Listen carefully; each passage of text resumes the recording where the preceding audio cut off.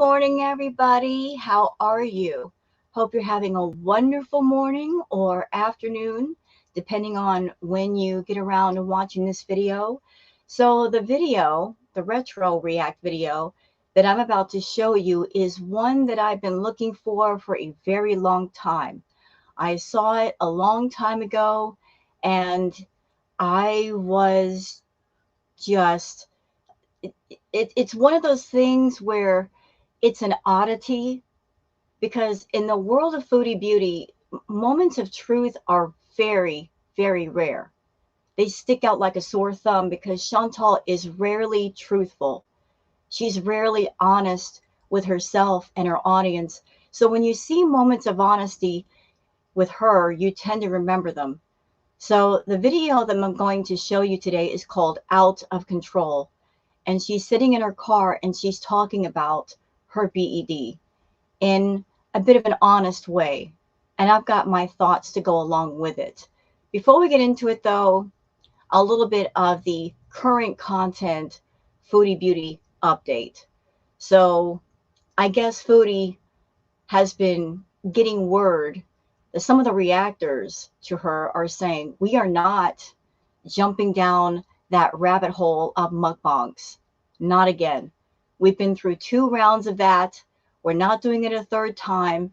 The content is too boring. We're done. I've said it. French Fry Girl has said it. And I don't think Chantal watches me as much as she does Frenchie. I know for sure that she watches Frenchie. So Frenchie did a live and she said outright to Chantal, I'm not doing the mukbang thing again. Like, if this is what it is, I'm out. Go out and do something, Chantal. Get out of the house. Get some fresh air. And wouldn't you know, Chantal must have watched her stream because the next video that she put out was her actually going outside and walking around in a park and going to the beach and actually kicking a soccer ball around. So tell us that you watch us without telling us you watch us, Chantal. Isn't it something that she went to Kuwait for about a year? Access to everything. She could walk around anytime she wanted, but she chose not to. But the moment one of the bigger reactors to her, one of the more popular reactors to her says, I am not reviewing your content. If it's the mukbangs, I just can't stand it anymore. You know, Chantal says, oh, maybe I should do something. And she went out and did something. Took her a year, but, you know, she's allegedly motivated and now she's going outside. Hey, you know what? Whatever it takes. Whatever it takes, Foodie. Whatever it takes for you to stop sitting in that house, eating that food, getting bigger, making yourself immobile. I'm all for it. Whatever the motivation is, whatever the reason is, great. Great. You want the reactors to keep reacting to you. You want them to keep reviewing your content and giving their commentary. You got to give us something, okay? Because sitting down at a table and just eating a meal is not going to get it done. As a matter of fact, Chantal discusses the reason why she does mukbangs in this video. She talks about it. But there's lots of honesty in that video, in the Out of Control video. I want to go over it with y'all. One side note, on top of Foodie going around to all of the reaction channel live chats and all of that, she's also getting in their comment sections. She got into mine yesterday. She commented on the tarot card reading live under her sock account, Charles Reed. And yes, I know it's you, Foodie. You know, obvious is obvious. She likes to use socks when she wants to say something nasty. A little word for you, Chantal. You know, if you've got something nasty to say to somebody, I would give you much more credit if you did it yourself. You know, do it as yourself and say things with your full chest versus hiding. If you've got enough courage to say something, say it as yourself. Don't hide behind another account. You went into the comment and talked about, I live in a trailer. Chantal, you wish you lived in a trailer. you wish you had a home of your own. Do you understand me? Yes, I live in a trailer, but I'm not ashamed of it. I have a home. I'm happy. I'm healthy. I am not ashamed. Nobody's going to make me ashamed. But if you've got all that energy to be angry, instead of getting in people's comments, mine, everybody else's, instead of wasting your time scrolling on your phone, going to live chats, just lurking around and being nasty, use that energy for something much more productive, like getting your health together. Because honestly, mama, your health needs 100% of your attention. You don't need to spend a single moment going under your socks and being mean to other people. I'm just saying. Okay. So sorry, rant over. We're going to get into the video because like I said, it's a rare video full of honesty, or something that looks like honesty. With Chantal, you really can't tell if she's being 100% honest or 50% honest, if she's putting it on, but it looks like some honesty there, and it's a rarity. So we're going to go over it. So let's get into the video. Let me just pull it up. And for context, this was back in her BB era. She was still with BB. This was like 5 or 6 years ago, okay? And she's having a little moment. One thing before we get started, Chantal, you like to do vlogs, real life vlogs. People get into real life vloggers because not only are they seeing interesting places, but it's more personal, right? It's much more personal. Like you're showing your real personality. You know, you're watching somebody and it's supposed to be authentic. But you tend to make up who you are. You know, you put on airs about yourself.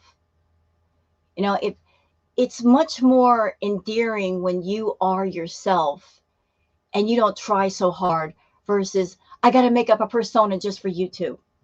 You know, people can tell when you're putting on a persona and it's strictly for views and engagement and money.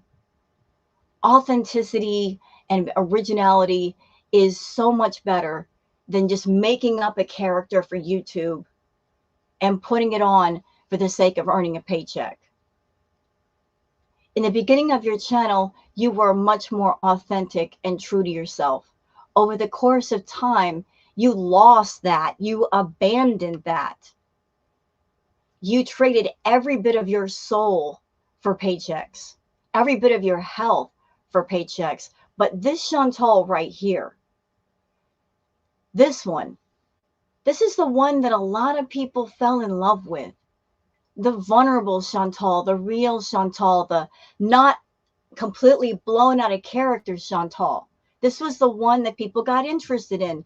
And you let go of her in favor of a caricature of yourself that was completely outrageous. You were just chasing the money. But here's a rare moment where you were just being you. And I'm going to talk about it. Yes, I am. So we're going to get into it. She's in her car. She's going to have, it looks to be like our truthful moment about her issues with food. So let's do this. Stop, like, going in the dumpsters in the garage and then popping out. Because it gives me a heart attack every time. I come around the corner, someone's popped pops their head out of the dumpster. Like, oh my, wouldn't that scare the crap out of you? Woo, okay. So on a serious note, and I know you're gonna, look, at this point, if I was I am a YouTube viewer. I wouldn't watch me either at this point because I know I probably look absolutely insane. And you know what? I probably am. I probably am. I just don't even. I feel so distant from my own brain. So here's the deal. Oh, sorry, I had to. BB called me. I had a talk with BB about all this, and he offered to come to the hospital with me if I needed to.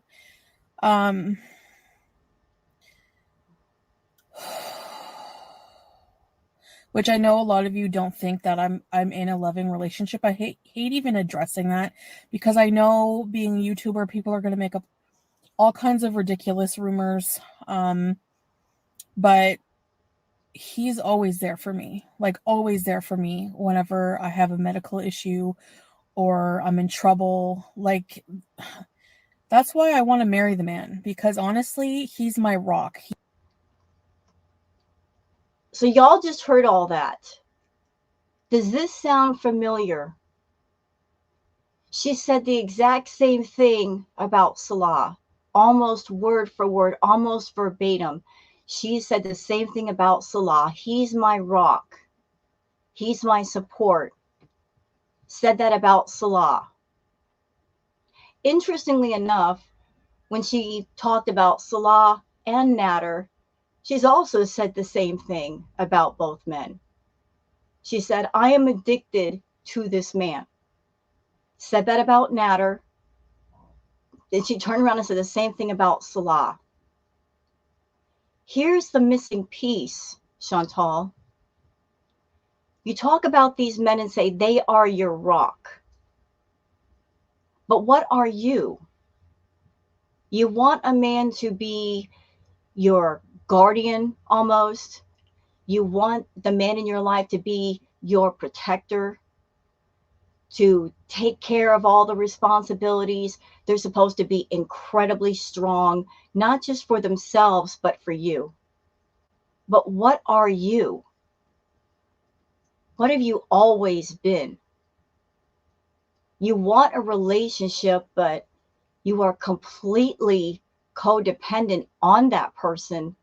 You lean on them way too much, and you don't try to stand up for yourself and do things for yourself to where that other individual, whoever they are, they can live their lives. They can have their freedom.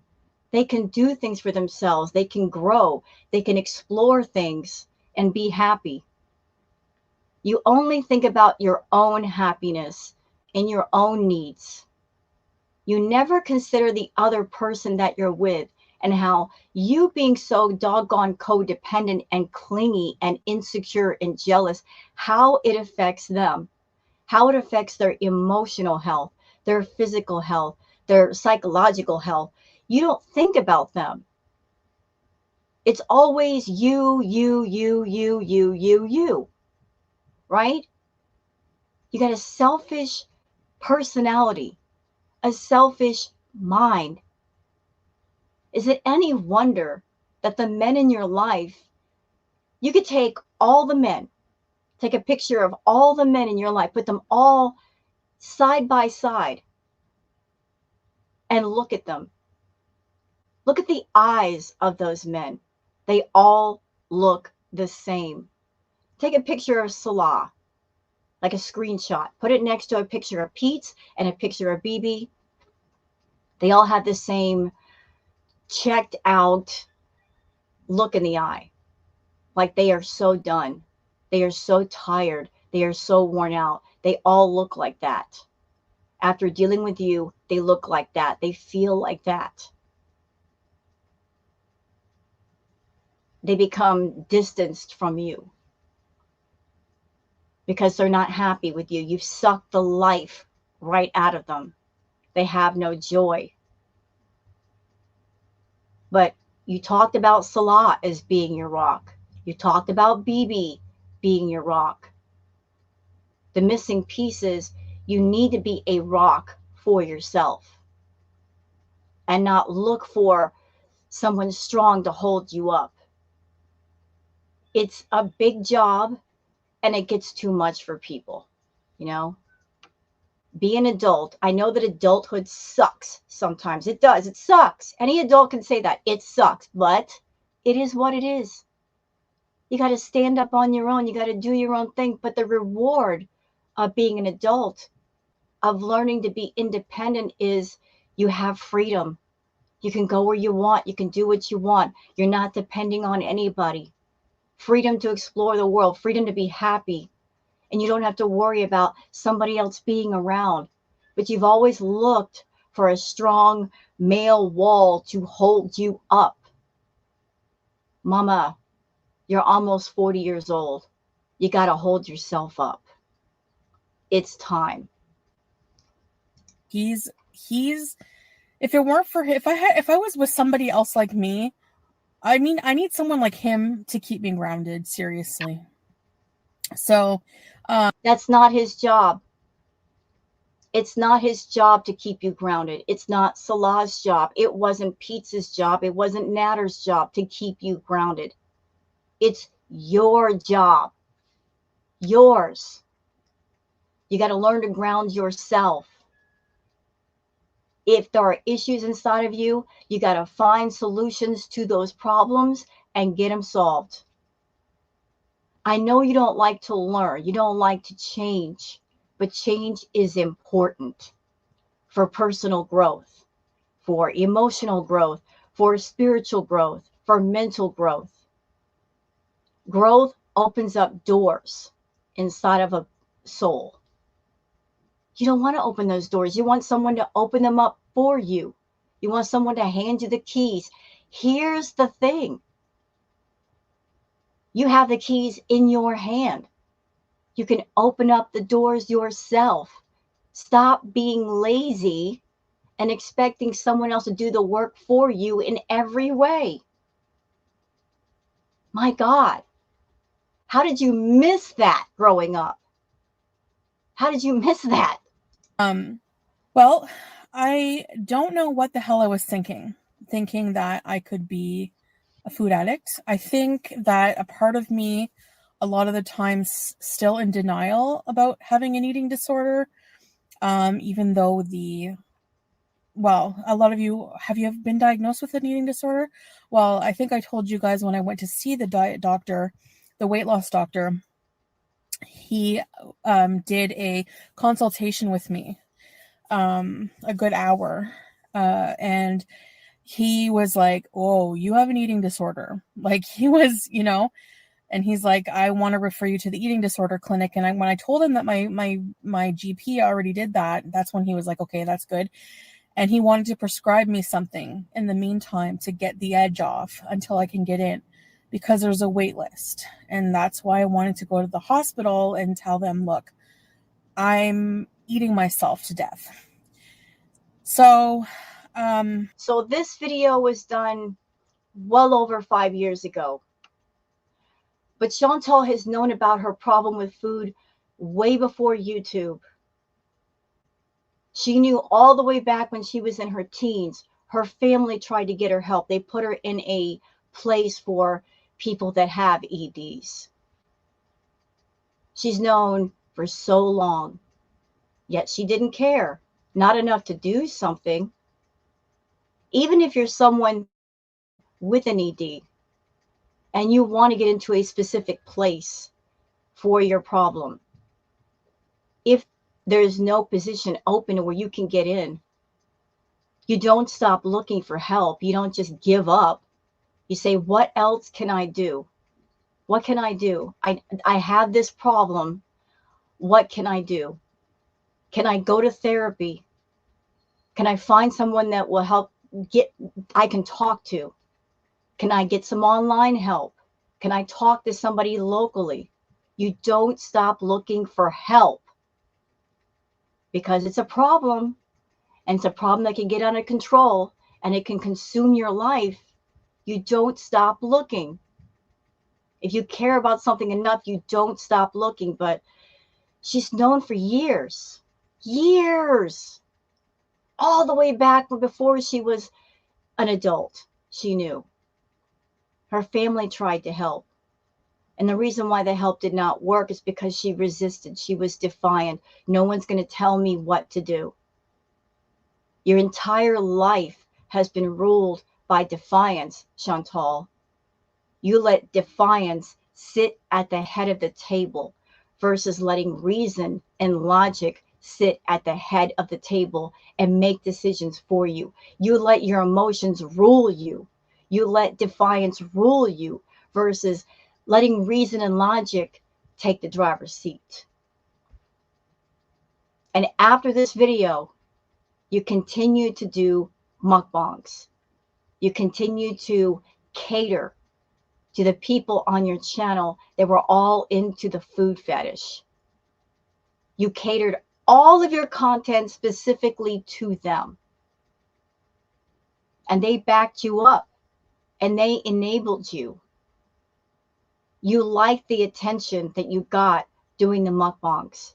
You liked people coming into the chat and urging you on to go get the next meal, go to the next fast food restaurant. And all the while that you knew it was wrong. Do y'all remember way back during the time of Foodie's channel, and she used to do this thing, the shh, I said shh. I got a theory about that. It's just a theory. I don't think she was doing that shh, I said shh thing to shush her audience. Couldn't have been, because nobody was there in the room to say something to her. In my opinion, I think that shh, I said shh had to do with her inner voice. Because when you're doing something wrong, when you got a conscience, if you know it's not good for you, sometimes your mind will put that thought in your head of, hey, you shouldn't do that. You need to stop. And that was her way of telling the inner voice to shut up. That's just a theory, just a working theory. But she knew all the way back then, Chantal, that what you were doing was wrong. And even after this video, you went on to make countless mukbang videos. Countless. So there would be people in your audience that cared about you. And there would be people in your audience that didn't care about you. They wanted you to eat. They encouraged you to eat. And you chose to listen to that toxic inner voice that wanted you to eat. You chose to listen to the bee monster, and you chose to cater to the people in your audience that backed up that toxic narrative. To the point where, here we are, 2024, you're almost 600 pounds and in very bad health. Maybe you should have listened to the good voices versus the bad voices. Maybe you shouldn't have told your inner voice to shut up. And I watched my 600-pound life last night. Today's Sunday, but I watched it only last night. I know it comes out on Wednesdays. And Kelly is the person that was in that. And, you know, God rest her soul, but unfortunately her heart gave out and she passed away. And I think that is just, that episode serves as such a wake-up call, hopefully, for a lot of people that are in the same boat, and I'm one of them, you know. But I mean, I was bawling at the end of that episode. That was so, she was doing so well, and sometimes it's just too late. Sometimes it's too late to turn your life around. Sometimes there's no going back. You've done too much damage to your body already, and it's just too late. Sorry about the camera. So that being said, I don't know what I was thinking that I could do mukbangs the way I've been doing them with the trigger food. Mm-hmm. And I know that's what I'm saying. I know people are going, duh, hello, you're so frustrating because we've been screaming that and you've been blocking us.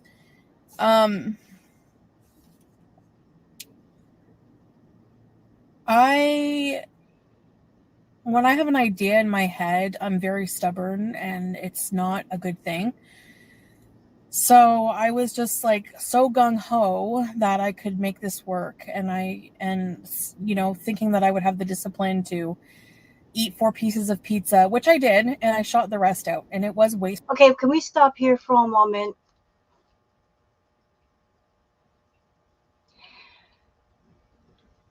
On what planet, in what universe, did you think that someone like yourself, who has a problem with food, could do mukbangs. Because essentially, what are mukbangs? Something for you, Chantal, something you may not know. Did you know that the mukbang thing, it actually started in Korea a while ago for a whole different purpose, and it had a whole different vibe. Over in Korea, people don't like to eat alone. So people would get on camera and just eat a normal meal. And those who watch them, they could kind of get the feeling of eating with somebody without actually somebody being there. Like, it helped to make people feel better that maybe they had no one to eat with. They could sit down and kind of get the sensation of eating with someone. That's how it originally came to be. And then it came over, to the States or whatnot, and became a whole different animal, with people putting massive amounts of food in front of them and going to town. But on what planet, in what universe did you think that you have a problem with food and eating lots of food, you'd be able to maintain and keep it healthy? You had to know that was a bad idea. Or if you did, you didn't care if it was a bad idea, as long as it got you views and engagement and got you monetized and you were making money. At the time, I'm sure you thought you were being very clever and very smart. I can get on camera, turn my camera on, and eat a meal and make money from YouTube. Everything in life has a price, Chantal, especially the bad things. When you're doing something bad, the cost is high. So the cost for you was at the expense of your health. You put a price on your health. You traded 100% of your health for money. And money is nothing. There's a price on money, but you can't put a price on your health. You just can't. But you did. You took something priceless and you sold it for cheap, little by little, until it was all gone. But at the time, you thought you were being smart. An easy, lazy way to be a content creator and profit off of it. Meanwhile, you were feeding the bee monster, and it was loving it. And it became completely out of control. So after this video, you went on to make more mukbangs. And anybody who protested against you, you would block them, you would ban them, you would get angry at them, you would scream at them. You like to call people in the reaction community haters. That's your thing. All of us who protest against what you're doing and we call it out because we won't co-sign on your BS, we're haters. We must be haters. Consider this thought, Chantal. If we were truly haters to you, would we call it out, or would we let it continue and not say a word? Sometimes the opinions you don't want to hear are the ones you need to improve yourself, to point out problems that you're ignoring.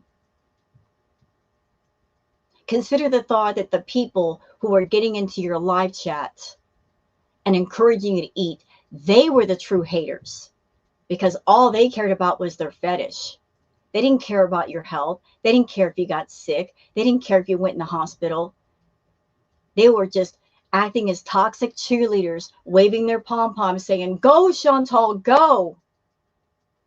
Those are the true haters. Those are the ones who don't care about you. Some of the criticism in the reaction community, yeah, it's going to be harsh. It is. Maybe hard to swallow, hard to hear, but it's needed. If you're doing something wrong, you need people around you to call you out for it. You are a negative person, Chantal. You're evil. You're rotten. Rotten. You've been rotten your whole life, hurting people your whole life, manipulating people your whole life. That is so unlikable. You created a life where you are completely unlikable. And people respond to that energy.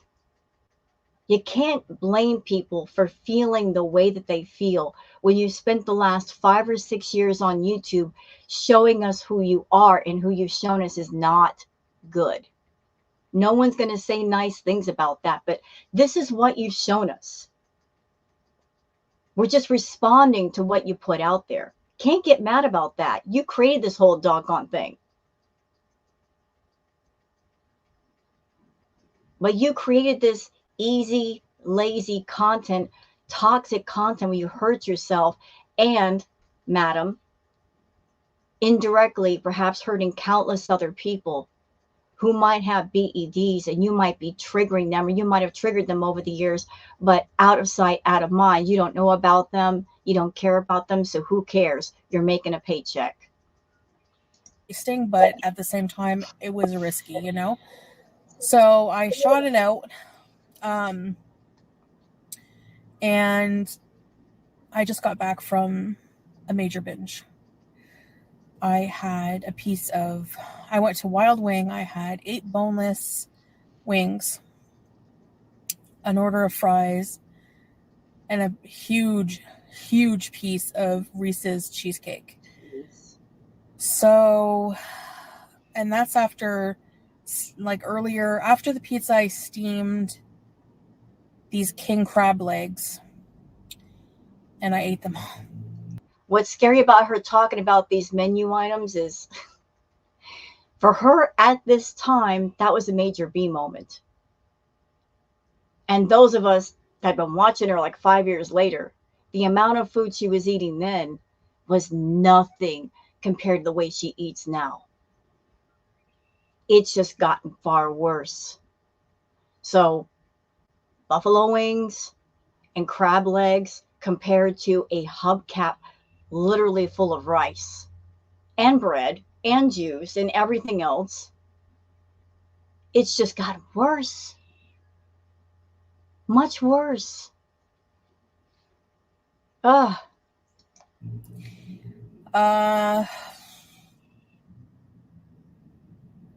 So yeah.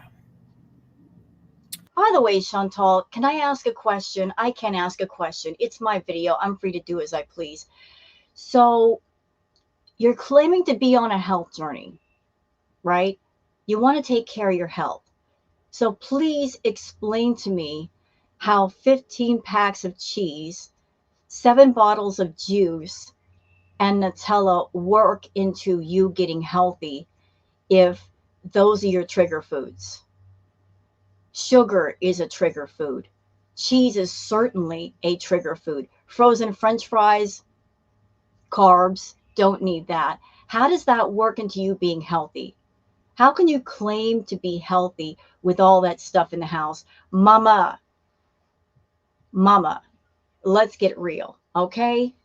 As someone who's been there, looking at you who's still there, and you're going to be there until you get some therapy and get into inpatient, you and I both know the rule. And the rule is, if you have a BED, if you have trigger foods, if there are naughty foods that you might be tempted to go after, don't have them in the house. Don't. Keep them away from you. Lessen the temptation. But you just did a huge grocery haul. Huge. And I know as well as you know, if it's in the house, you're going to eat them. You don't need all that cheese. You don't need those doggone French fries. You don't need that juice. You certainly don't need that Nutella. Shouldn't you be taking all that stuff and putting it in a grocery bag and giving it to somebody else? Giving it away versus keeping it, because keeping it means you're going to eat it? Yeah. And don't think I don't also know, because you had a grocery haul. I know what followed up after that, because the food is there. You get this brand new food. You're going to snack on everything. Tell me I'm lying. Tell me I'm lying. That's when you have the most fun with the food. The bee monster is like, we got food. Let's go. Yeah, that's the attitude. And you took a couple of days to do your video. I know what happened. You know what happened too. You know. All that food accessible to you right there in the house, it's a done deal. It's a wrap. Yeah, so how are you on a health journey now, buying all that stuff you shouldn't have? I support you going outside, getting some exercise. I do. I support that. Bravo. Good for you. So you're going to go outside and get some exercise, but even if you go out and get some exercise and you burn a couple hundred calories, once you go home, cheese is nothing but fat. It's calories. It's lots of calories. Peanut butter, lots of calories. Nutella, lots of calories. You're going to undo whatever good that you're trying to do.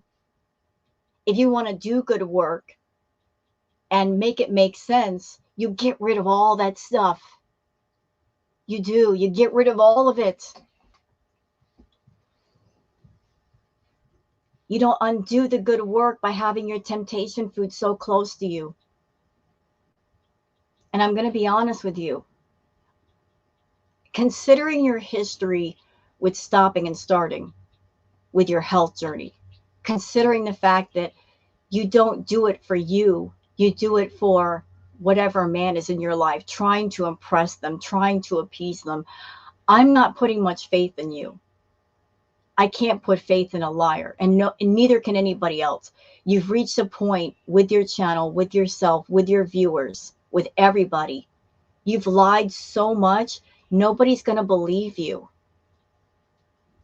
You've got to make believers out of us by being truthful, much more truthful. Stop the lying, hold yourself accountable. Show us some effort, show us some action. If you're working out, if you're losing weight, we're going to be able to tell immediately.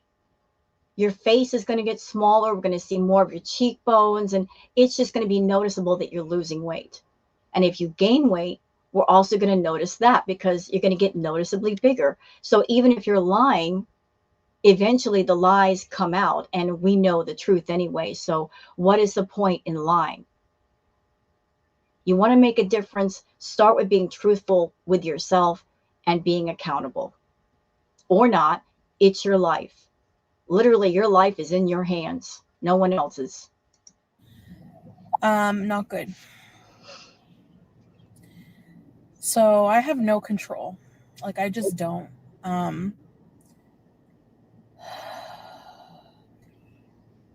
My depression is really bad. It's not better since being on this medication. I thought it would be. I don't know if it just hasn't kicked in yet. I have been taking it every night. It does make me tired and like sleep better, like I said, but at the same time, I still feel maybe I need to be on different medication. I don't know. So my problem with the mukbangs is, for me as a food addict, because most people who do them are probably not, they're not food addicts like I am, or have an eating disorder. So doing that, I understand people who know my, whenever I first started doing, I always use that as a defense. When I first started doing my channel, I was doing mukbangs, but most people didn't know about my situation. Yeah, and you know what? You took advantage of that. I think you've always taken advantage of the fact that not everybody knew about your problem and they didn't understand it. It's easier for people to understand being an addict to, say, an illegal drug. That's easy for people to understand. But it's harder for people to understand having an issue with food. And I think it all boils down to, like, we all have to eat. Food is something benign. Like, it's, how can it possibly be harmful? How can food hurt you the same way as, say, alcohol or an illegal drug? Anything in this world can become an addiction or an obsession if you do it too much. It can change your life, wreck your life, ruin your life, alter it in some way if it becomes something that you consume or do too much. Food is just as deadly and life altering as any illegal drug or alcohol. Anybody watching Chantal can see that. She is consumed with food. She is obsessed with food. It's been her number one love over the years. That's been her ongoing relationship since her teens. She's literally got a relationship with food. She's so emotionally attached to the point where she's done multiple fast food funerals. Who does that? Who has a funeral for fast food? Someone who's got an emotional attachment to food. She uses it for everything, from medicine to calm herself down when she's mad, to cure her depression. It's not supposed to be used that way. It's not supposed to be such an all-consuming emotional thing, but for her it is, because food is something that she can turn to. It will always be there and it won't reject her. It's like a friend that will never leave you, will always be by your side. So something that's supposed to be consumed to give you energy and go out into the world, it's got too many hats for her. It wears too many hats. She's given it too much leadway in her life. And that's when a normal thing becomes an obsession or an addiction. Because she just doesn't want to find other things to make her happy, or other people, and go hang out and find hobbies. Like, food has been her go-to for everything. Absolutely everything. You want to know something, Chantal? Do you know why I started reacting to you? Because I've had my BED, and I wanted to come to the table and give my point of view on you. Like, maybe give people some insight about what it is to have a problem with food. I notice things that other people wouldn't know unless you've been there. That's why I started. That's why I'm still here. Because what you're doing to yourself is wrong. And you getting online and putting out your content, you're affecting other people. Whether you like it or not, whether you want to acknowledge it or not, you affect other people. And what's especially heinous is the fact that when you do videos, you'll use tags to put yourself in different algorithms. You know, like tags talking about BED. And anybody out there who might have BED or be in recovery for BED, they might accidentally come across your video, and it might cause them to have a B moment themselves and fall completely off the wagon. And that's wrong. You doing it to yourself is wrong. You coming online and urging people to come to your channel, using tags, trying to pull in different audiences, you affect other people, and that's just heinous. That you might potentially be affecting other people's health and other people's possible recovery or their recovery, triggering them. Yet all you're thinking about is a paycheck. And a lot about my life at that time. Now people do, and it's probably hard for them to watch mukbangs from somebody knowing that they suffer from an eating disorder. So I understand that.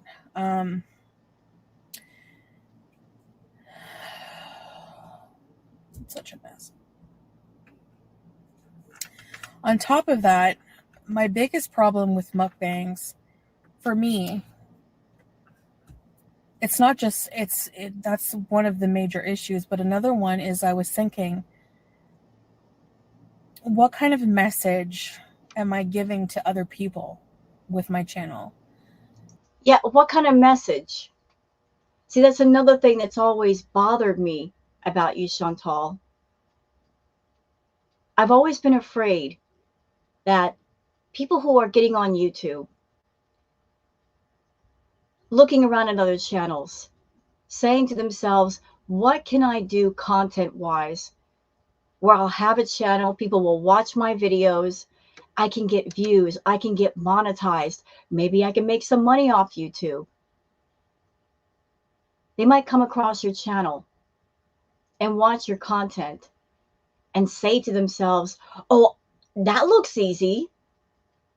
All I have to do is just turn on a camera and eat a whole bunch of food. Well, that's simple content. I can do that. I've always been afraid of other people looking at your content and following your lead. And that might lead to them having health problems. Because your videos don't come with a warning sign of warning. No one needs to do this, not even her. No one should do this because this can lead to health problems. There's no warning label. This content is not good for you. It's not good for other people to watch. The message that you're sending out on your channel, and you've been sending out, is if you have a BED, give it a job. Don't go into therapy. Therapy. Don't talk to anybody. Don't seek help. Don't turn it around. Keep going. Put it on YouTube. Make money with it. Get an audience with it. Get attention with it. No. No. No. No one needs to follow your lead. You shouldn't even be on that path. But I've always been afraid of that, Chantal. And I've always stayed on YouTube doing your content because I want to put my videos out there and let people know this is wrong. That if you have a BED, you should seek out treatment, seek out therapy, get into inpatient, talk to somebody, talk to a family member, because there's nothing wrong with looking for help. There's nothing wrong with seeking help.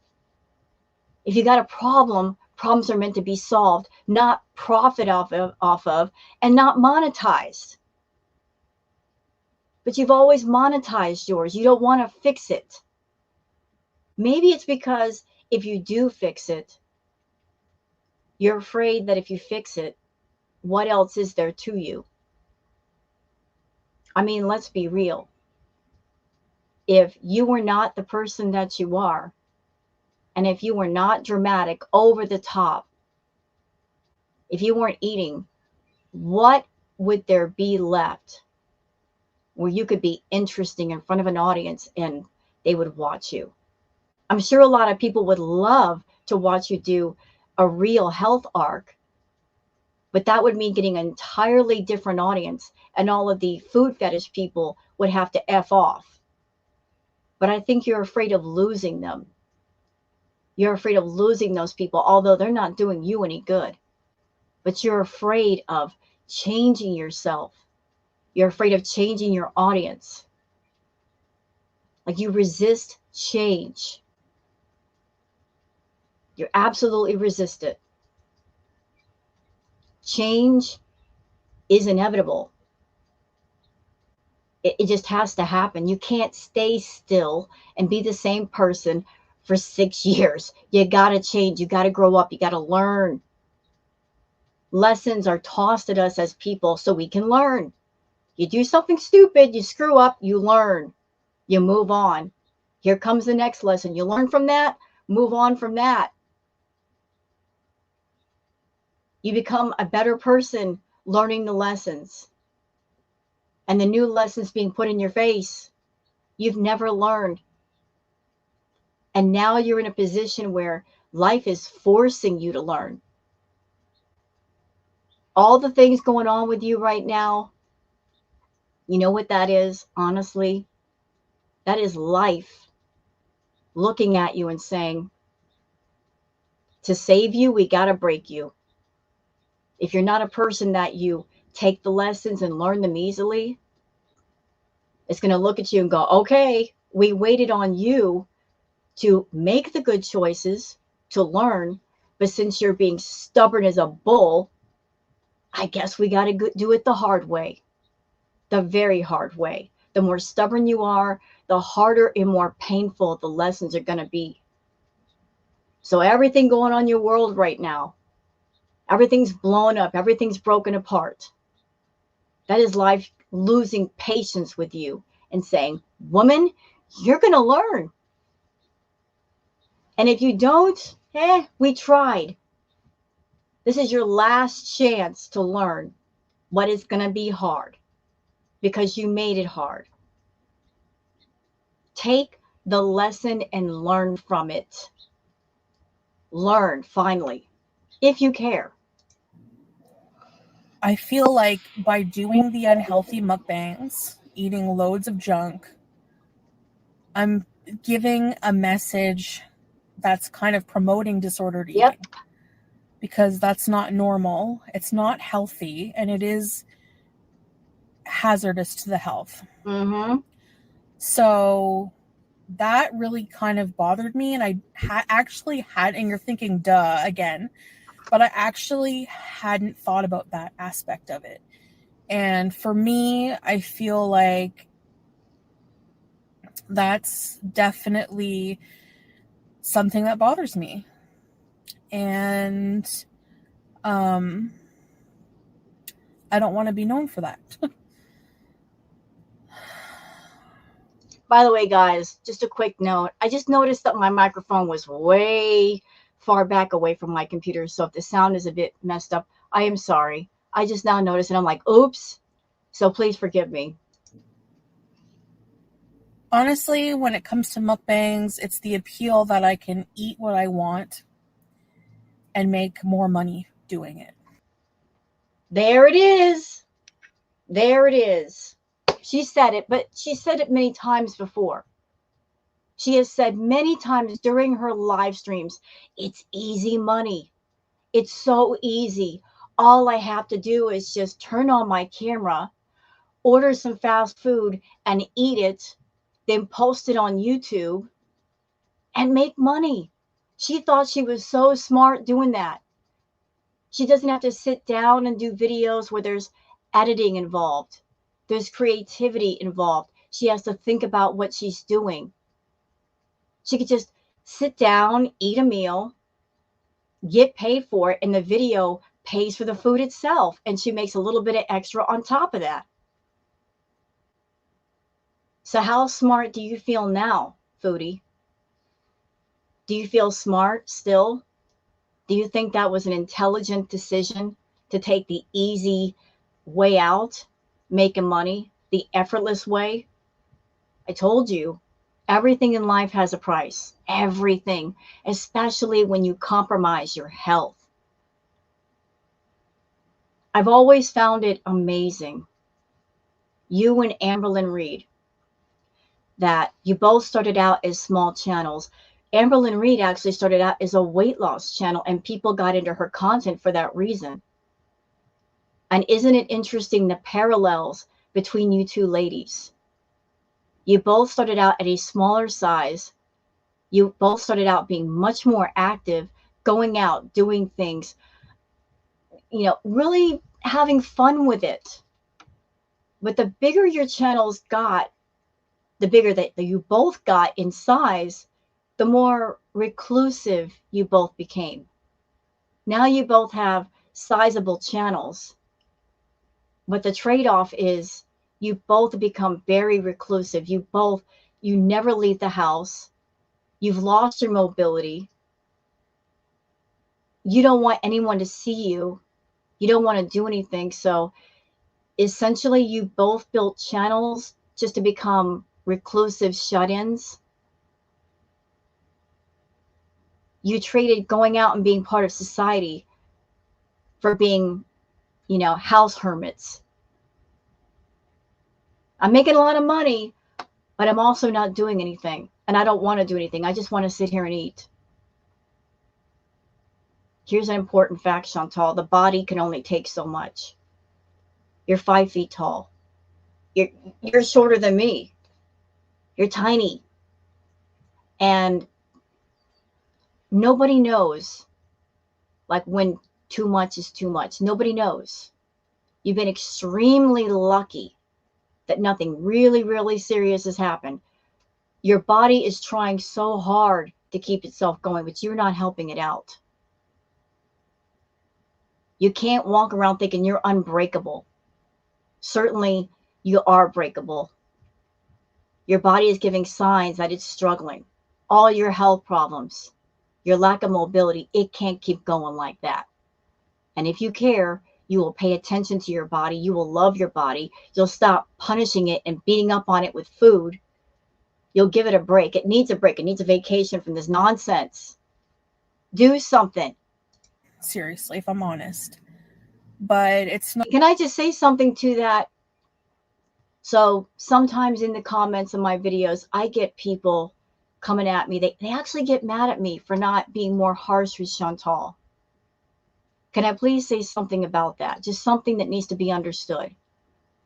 I'm someone, I've dealt with BED. I've dealt with my own addiction.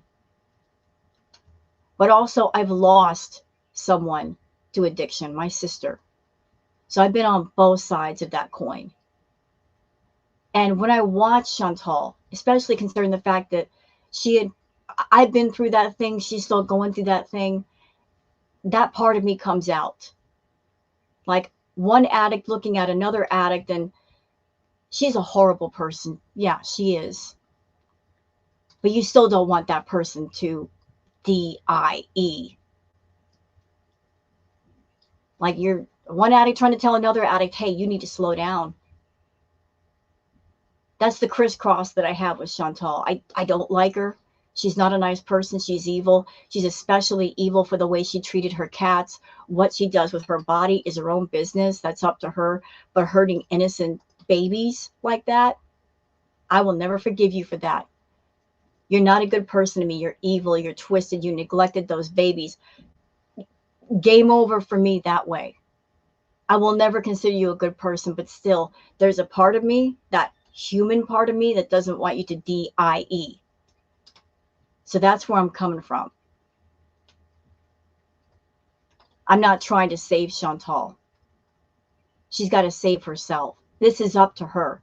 Anybody who's ever gone through addiction, any kind of addiction, any kind of obsession, it starts with that person. It has to start with that person.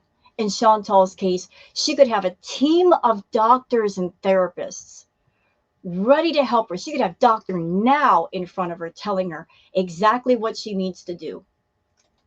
But until she reaches that point where she's really sick and tired of being sick and tired, and she hits that wall and she makes that decision, all the doctors in the world, all the advice in the world, it's for naught. Until she is ready to give it an honest go, it's not gonna go. She's got to make the decision. But the sad thing is, addiction takes lives.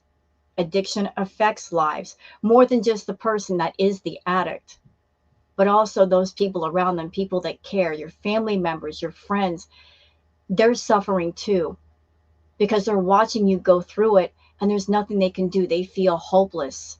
They feel sad. They feel frustrated, but there's nothing they can do. It's got to start with her. And I've been watching her a long time, and I'm telling you, I have not seen in her face, in her eyes, her getting, she's not reached that point yet. Even with all the things that have been going on with her, I don't see it in her. I see her giving in. I see her not struggling. She's just resigned to her fate. So if you want to make a believer out of me, Chantal, if you want people to believe that you're trying, you've got to really try. You've got to really fight. You're too much of a liar. Nobody believes you anymore. Nobody should believe you. You lie too much. You're starting out with the community as everyone knowing you a liar. You've got zero good credit that way. Nobody believes your word. Don't talk to us anymore about trying. Don't talk to us anymore about good life changes. Put in the work. Show us the actions. The actions will prove themselves.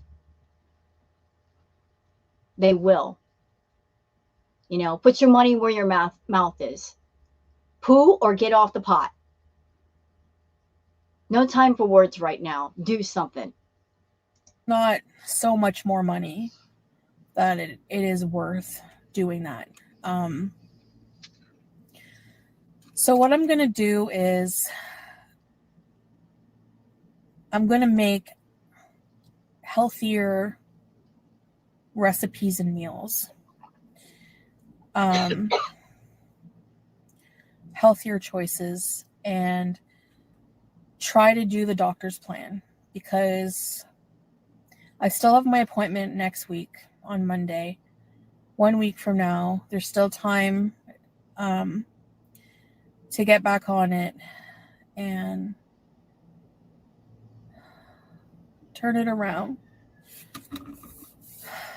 I don't want to cry on camera and try to get sympathy.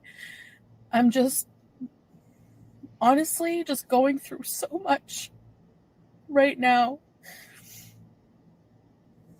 And I don't even know what to do. I just feel like inside I'm screaming for help, and I just feel like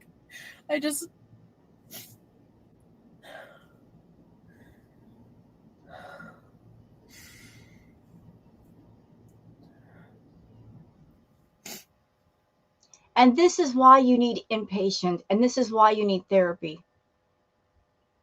Because you don't have the willpower, you don't have the self-control to stop yourself. You're a very defiant person, Chantal. You're very stubborn. And you look at people coming at you with advice as they're trying to tell me what to do. Therefore, I'm not going to listen. You think defiance is a strength. Let me tell you what true strength is. True strength is letting out your emotion for real, being genuine about it. True strength is having the strength to cry, just to get it out of your system. It's okay to cry. It's okay to hurt. It's okay to admit that you are hurt, that you're feeling hurt. True strength is admitting mistakes, admitting when you screw up. That also shows self-accountability. I screwed up. I made a mistake. And also, this is important. Pay attention, Chantal. Strength is having the ability to admit when you've done something wrong and say, I'm sorry. And mean it. Mean the words, I'm sorry. You're showing remorse and regret. You're admitting you did something wrong. That takes strength, because some people can't do it. They refuse to have remorse and regret in their heart and acknowledge the thing they've done wrong. You use defiance as a shield for all of that. Showing vulnerability is a strength. Surrendering to the universe and saying, I don't know what I'm doing. I'm out of control. I have no self-control. I'm impulsive. Somebody help me. That's strength. Admitting what's wrong. Reaching out for help. Getting the help. Solving the problem. Strength. Defiance is not a strength. Defiance keeps you from being strong. Dummy. You're using the wrong shield. That's stopping your growth. So if you care about this, you'll fix this. If you don't, you won't. You just did a video showing yourself outside. Bravo. Bravo for walking around. Whatever the reason, bravo. But the big question is, how long are you going to keep that up? How long before the next round of excuses of, I'm tired, my back hurts, it's too hot outside. How long? How long before the excuses start up and you're back to doing your mukbangs because you are worried about losing viewers on your channel, losing money? Again, I'm not putting faith in you until I see something for a long period of time. You want to change? You've got to have a long period of doing something over and over again before change can happen. You got to make a routine of sticking to something. You never stick to anything. That's why you need therapy. That's why you need to talk to somebody off of YouTube and stop using your audience as your therapist. They can't help you. They can be emotionally supportive and say, we're here with you, Chantal. We support you, but they can't get you real help. In my honest opinion, you want to really work on yourself, you shouldn't be doing food content at all. You shouldn't talk about food at all on your channel. All food related stuff, keep it off your channel. Focus a different way. That'll help you get away from food. If food is in your face, you're talking about food, people are talking about food with you, it's going to be in the front of your mind, which is going to make the bee monster wake up and want to get fed. You can't use the source of your addiction for content. Shouldn't have happened in the first place.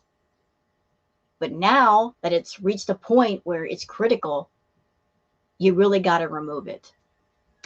You got to eat a meal, do it off camera. That way you can focus on what you're eating. Don't even do cooking content, because cooking food, eating food is going to lead to what? Bee moments. Duh. So again, this is up to you, Chantal. I'm just so tired.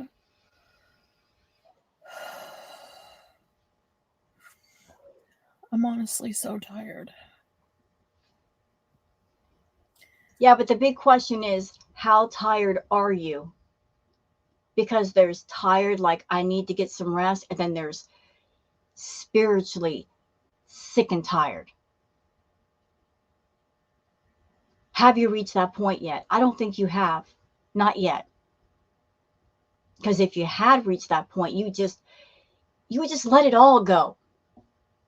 Come on camera and be completely truthful all the time. Just let it. F the persona of Foodie Beauty.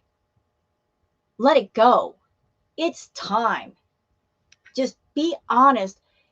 What's crazy to me with you, Chantal, is the fact that it takes so much more work to lie and make up these ridiculous story arcs, to think up ideas, think up lies to create a ridiculous story arc that nobody believes anyway.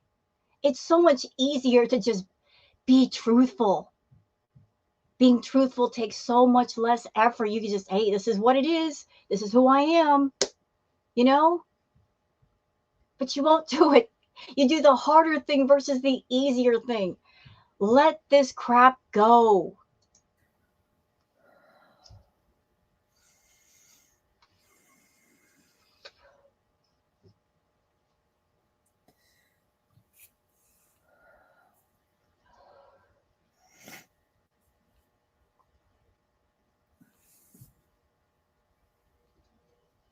Anyway.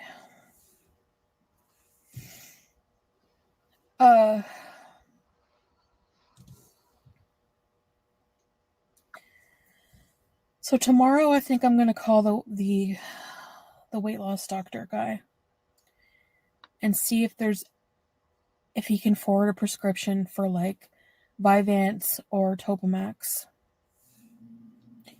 to the pharmacy. Chantal, look, I'm sure medications help with ED. I've never taken them.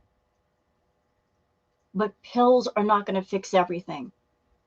They're not going to fix the mess in your head. That is the main problem. The mess in your head.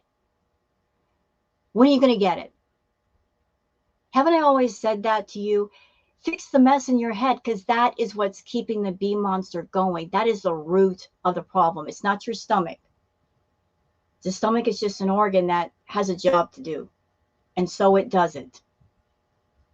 But what's keeping the bee monster alive and moving around and stomping around in your head is everything else connected to it. The mind. I know because I've been there. It's the way you feel, it's the way you think. You gotta work through that mess. And yet you don't. Hence why you fail. Hence why diets are not enough. Hence why pills are not enough. And reading books, it's not enough. It's your problem is too severe. Way too severe. You need professional help. Intense, extreme professional help. You might have mental issues wrapped up with food. You might have emotional issues. You might have events. I don't know. But there's something going on in there because you just can't stop yourself. So surrender to the universe and say, I don't know what I'm doing. Show that strength. I don't know what I'm doing. I'm out of control. It's over my head. It's okay to admit it's over your head. Do something. Surrender. Show true strength versus online YouTube strength. Do something if you care. I'm going to call my GP and see if he can urgently get me in somewhere to help with my eating disorder. Because until I do that, I just feel like my depression, my mental state is just not going to improve. And honestly, when you're like this, obviously it's not helping. Sorry.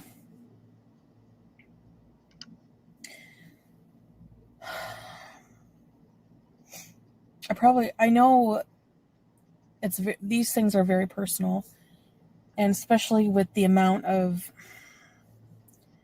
trolls and haters and reaction channels that you know are just going to feed on this type of video. About that, Chantal, here's what I find interesting about you. You are a defiant person. Everybody knows that. But you won't turn your defiance into a working tool for you. You could. You could turn your defiance into a working tool in your favor. You could have done that long ago. Like, as defiant and stubborn as you are, and you don't tell me what to do, and I'm going to show all of you, you could have turned that into a positive thing by saying, you know what? All these people have something to say about my weight. Well, I'm going to show them. Turn that into motivation to go out and exercise more, take care of your health. That would be a positive way to, flip the middle finger at all of us. Yet you've never done it. Never. And I know about the inner battles that go on with BED, because it is an inner battle. It's a mental battle. It is an emotional battle. And for those who are interested and want to know, I'll tell you. So if you have a BED, once you're aware of the problem, because sometimes you're not aware at first, once you get a grasp that there's something not right here, then it becomes that mental, emotional battle of, I've got a problem. But I've got a problem where the very thing that I'm addicted to, I can't stop consuming. So how do I fix this? That was my problem. Like, it's not like alcohol or any other thing that you can do without. You need food. So how do you fix a problem that for something you have to keep consuming? Like, how do I work around this? Took me 6 years to figure out what to do. Long time. So if you have BED, you'll have those moments where you try to amp yourself up. Like, I'm going to get through this. I'm going to battle this, and I'm going to eat healthy, right? And you buy the healthy food and you try to do good. You start out doing good and you feel good about it. And then you'll have moments of sadness or depression or upset, which will trigger the living crap out of you. And that bee monster wakes up and says, hey, I got a solution to make you feel better. Just eat a little something. And that is backed up by the negative voice that sometimes gets in your head, the one that knows you, that knows all of your trauma, all of your weak points, the one that knows if you don't have high self-esteem or insecurities or jealousies, it starts talking to you and talking loudly. It'll say, you're alone. Nobody cares about you. Go ahead and eat. Nobody's here, but food is here for you. Go ahead. So you've got this negative emotion going on inside you, and it's backed up by that toxic, poisonous, cheerleader. They gang up on you. And then you give in. And then you'll have a B moment. You'll have it. And then directly after it's over, the moment you stop eating, then you start internally beating yourself up. That inner voice speaks to you again. You're a failure. You're a loser. You have no self-control. See, I told you. It'll sit there and taunt you. You're a loser. You suck. It's pointless to fight against this. So just go ahead and keep going. And that happens over and over and over and over again. That's why you need the therapy. Because you work through those issues. And that negative inner voice, you're basically telling it to shut up. You learn coping mechanisms and coping skills to make it shut up. And with therapy, you develop that good inner voice that starts speaking up. That when you have those moments where you're feeling bad and that inner battle is going on, the inner voice can speak up and go, wait a minute, let's pause. I know you want to have a B moment. Let's walk outside.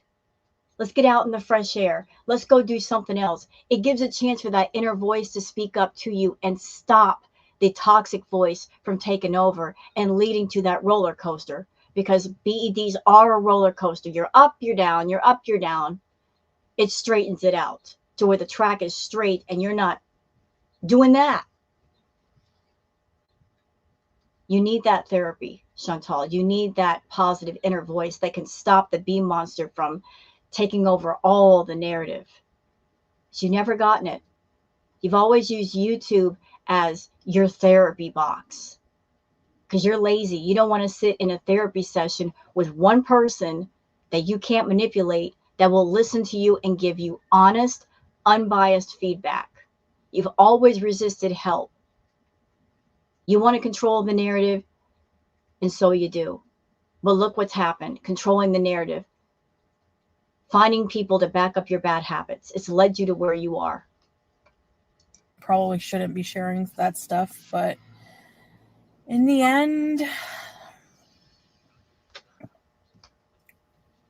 I mean, sorry, I'm going to pick my nose.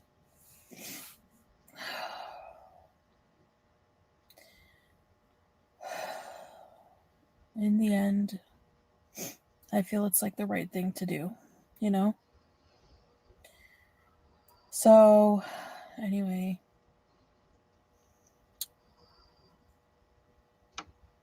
Back to square one. Again.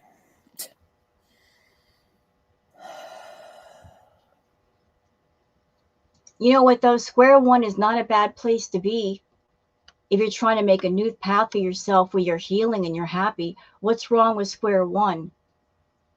If you have to go back to the drawing board and take out an eraser and erase what's on the chalkboard, why is that a bad thing?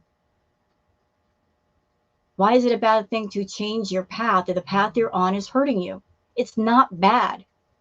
And you shouldn't look at it as you failing and oh, this is hopeless and just give up. Never.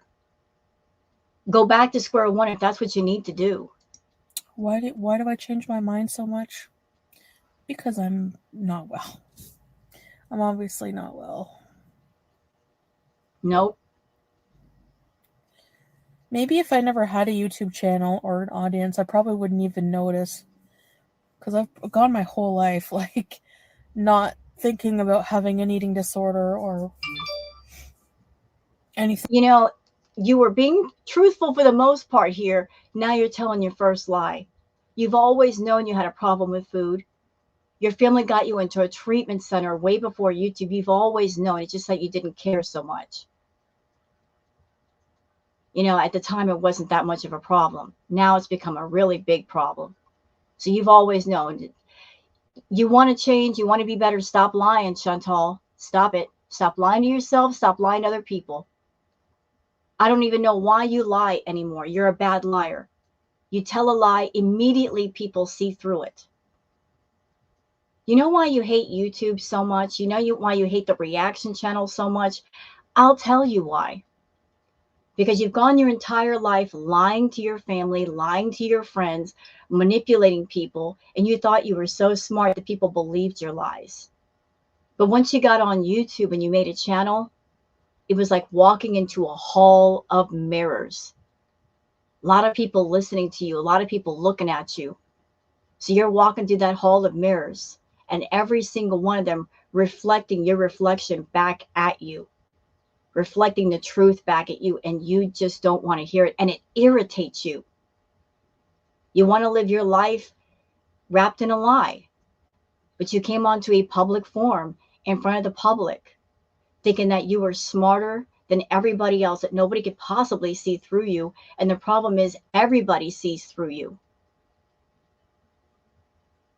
And so they tell you the truth that you don't want to hear. But instead of taking constructive criticism or criticism in general and doing something with it and thinking about it, you block it out because you want to live in your truth versus the truth. You've made that choice. And look where you are now.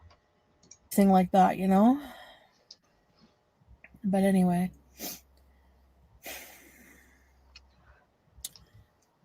I know a lot of you want me to enable comments, but just for now, please.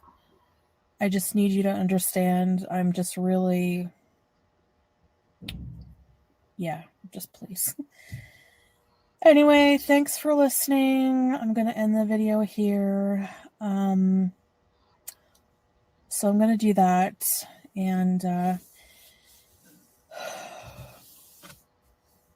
going to make meals using my doctor's plan. And mukbang those.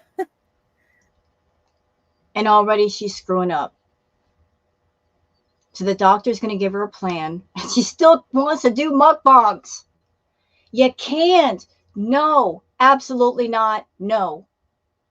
You can't be someone with a food problem and do mukbangs. Never. Never. No. Chantal, when are you going to get it? You, as someone with an eating problem, you can't do mukbangs. Because that's going to tempt you to go overboard. And if you have no self-control, if you have no coping skills, coping mechanisms, outside interests that will distract you from your thoughts, distract you from your urges, it's going to lead you to the same path over and over again. But that's not a lesson for me to teach you. That's a lesson for you to teach yourself. And you got to go through it.